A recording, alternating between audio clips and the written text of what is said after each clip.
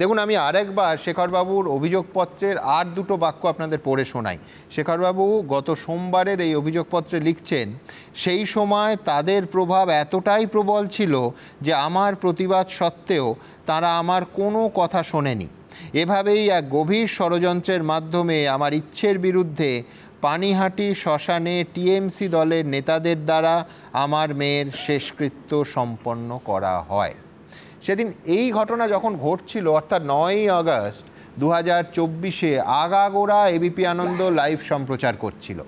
এবার আপনারা যেটা দেখবেন এবং শুনবেন সেটা শুধুমাত্র একজন মা এবং বাবার অসহায় আর্তি ছিল না, তার পেছনে ছিল গভীর রাষ্ট্রীয় ষড়যন্ত্র। কারণ এই ফুটেজেই দেখা যাচ্ছে গোটা ঘটনাটা ঘটাচ্ছে তৃণমূল নেতা এবং তার সাঙ্গপাঙ্গরা, তার সঙ্গে পুলিশ বাহিনীও। ফুটেজে পুলিশের সেই তৎপরতা এবং অভয়ার দেহ ছিনতাই একেবারে স্পষ্ট, দিনের আলোর মতো। দিনের আলোয় ঘটনা ঘটেনি, রাতের অন্ধকারে, কিন্তু দিনের আলোর মতো বোঝা যাচ্ছে। আরেকবার আপনারা দেখুন মন দিয়ে।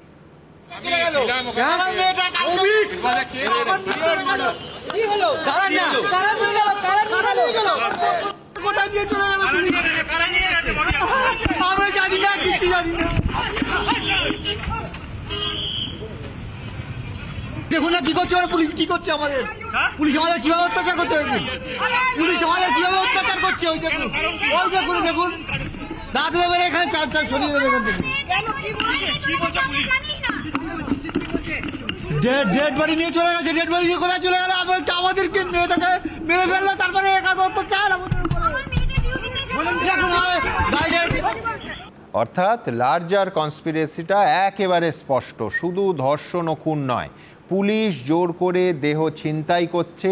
অন্যদিকে একই সঙ্গে বিধানসভায় শাসক দলের তৎকালীন মুখ্য সচেতক এবং পানিহাটির বিধায়ক নির্মল ঘোষ দেহ দ্রুত দাহ করার ব্যবস্থা করছে দাঁড়িয়ে থেকে।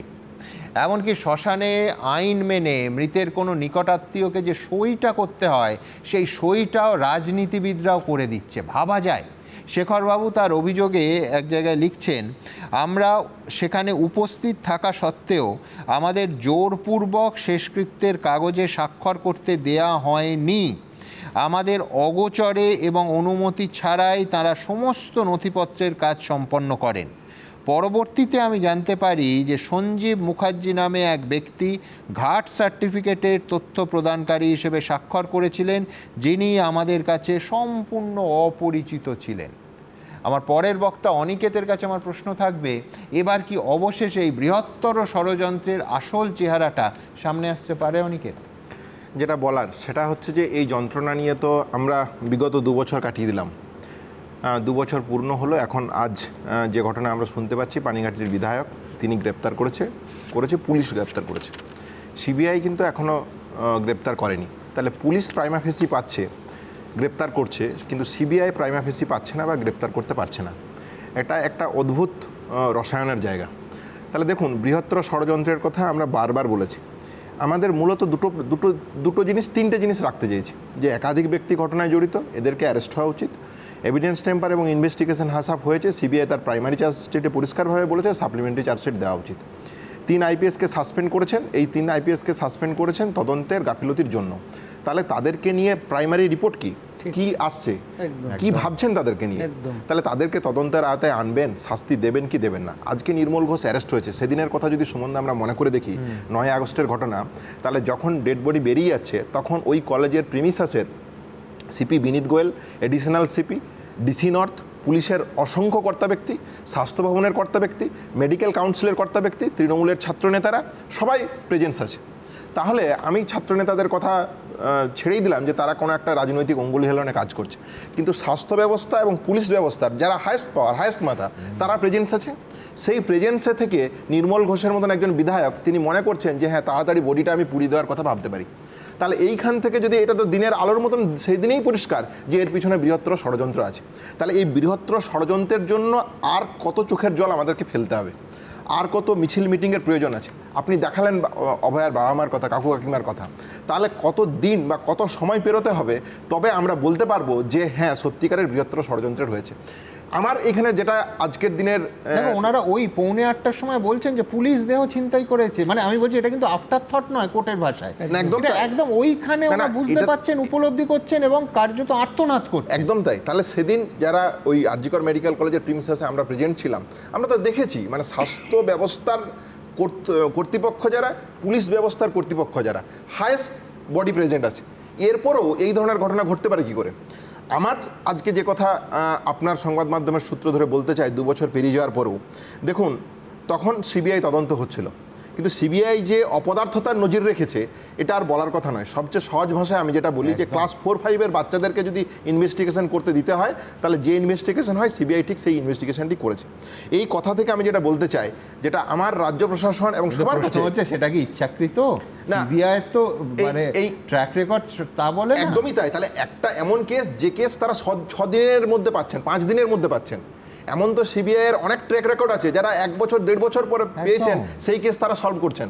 তাহলে সিবিআই তো অপদার্থতার জঘন্য নজির রেখেছেন। আপনি একটা শব্দবন্ধ ব্যবহার করেছেন, এই শব্দবন্ধ আমি রাখতে চাই আজকে, সেটা হচ্ছে সদিচ্ছা। তাহলে রাজ্য প্রশাসনের দিক থেকে যদি আজকে আমি দেখি সিবিআই যে অপদার্থ, এটা দিনের আলোর মতন পরিষ্কার, এটা নিয়ে আর বেশি বিশদ আলোচনা করার প্রয়োজন নেই। তাহলে আজকে রাজ্য প্রশাসনকে ঠিক করতে হবে। আগের মুখ্যমন্ত্রী যেমন বলতেন ওই তো সিবিআইয়ের কাছে ইনভেস্টিগেশন চলে গেছেন, আমার আর কি দায়বদ্ধতা। আজকে মুখ্যমন্ত্রী বলছেন যে তিনি স্টেপ নিচ্ছেন, তাহলে 3 আইপিএসের ক্ষেত্রে যে তিনি তদন্তের তিনি সাসপেন্ড করলেন, এইখানে তার প্রাইমারি রিপোর্ট কি, তদন্তের আওতায় আনবেন কি আনবেন না, এটা রাজ্য প্রশাসনকে সরাসরি ক্লিয়ার করা উচিত। এবং এই যে তৎকালীন মুখ্যমন্ত্রী, আগের মুখ্যমন্ত্রী বলতেন সিবিআই চলে গেছে আমি আর কি করব, তাহলে আজকে যদি তিনি বলেন যে হ্যাঁ আমার সাংবিধানিক লিমিটেশন আছে, তাহলে বাংলার মানুষ কোথায় যাবে? তাহলে রাজ্য প্রশাসনের কাছে আমার বিনীত অনুরোধ থাকবে যে 2 বছর পেরিয়ে গেল, এরপর কাকু কাকিমা দিনের পর দিন চোখের জল ফেলছে, অভয়ার আন্দোলনকারীরা দিনের পর দিন মিছিলের মাধ্যমে তাদের প্রতিবাদের জায়গা তারা তুলে ধরছেন। এইখানে সুস্পষ্টভাবে আমি জানতে চাই যে রাজ্য প্রশাসনের দিক থেকে সিবিআইকে বা যে তদন্তকারী সংস্থা সিবিআই এখনও অবধি সিবিআই তদন্ত করছে, সেই হিসাবে সিবিআইয়ের কথা বলতে বাধ্য হচ্ছি, তাহলে সিবিআইকে সরাসরি চাপ দেওয়া উচিত যে কেন তারা এই ধরনের জঘন্য নির্লজ্জ উদাহরণ সৃষ্টি করলেন আইন ব্যবস্থার মধ্যে, পশ্চিমবাংলার বুকে, ভারতবর্ষের বুকে, যে আন্দোলনকে নিয়ে সারা বিশ্ব আন্দোলিত হয়েছে, যারা সবাই জাতি ধর্ম বর্ণ রাজনৈতিক দল নির্বিশেষে যারা অভয়ার ন্যায় বিচার চায়, তাহলে সিবিআই এইরকম একটা কদর্যতার কাজ তৈরি করলো, অযোগ্যতার কাজ তৈরি করলো। এইখানে রাজ্য প্রশাসনের সরাসরি ইন্টারভেন করে সুনির্দিষ্ট তদন্ত করে এবং সত্যি উদ্ঘাটিত করা উচিত। 9 এবং 14 আগস্ট ঠিক কি ঘটেছিল, কেন এই ধরনের ঘটনা ঘটানো হলো, এর পিছনে মোটিভ কি ছিল, এইটা সরাসরি সামনে আসা উচিত। তুমি আমার একটা শব্দ বন্ধ বললে, আরেকটা শব্দ বন্ধ আমি ব্যবহার করেছি রাষ্ট্রীয় চক্রান্ত। কেন বলেছি? তুমি যাদের সরিয়ে রাখতে বললে সেটাই তো সব থেকে বড় প্রমাণ যে রাষ্ট্রীয় চক্রান্ত ছিল।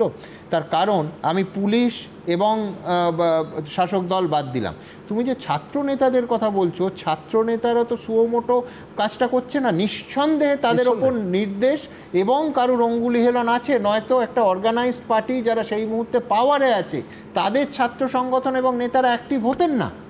এটাই তাহলে এই জায়গা থেকে আমরা থ্রেড কালচারের কথা তুলেছিলাম। একদম। আজকে এনআরএস এর ক্ষেত্রে যে ঘটনা ঘটেছে, আপনারা যদি এই ঘটনাগুলোর বিশদে যান তাহলে দেখতে পাবেন আরজিকর মেডিকেল কলেজ মানে ডাক্তারদের মধ্যে কি থ্রেড কালচার দেখিয়েছে।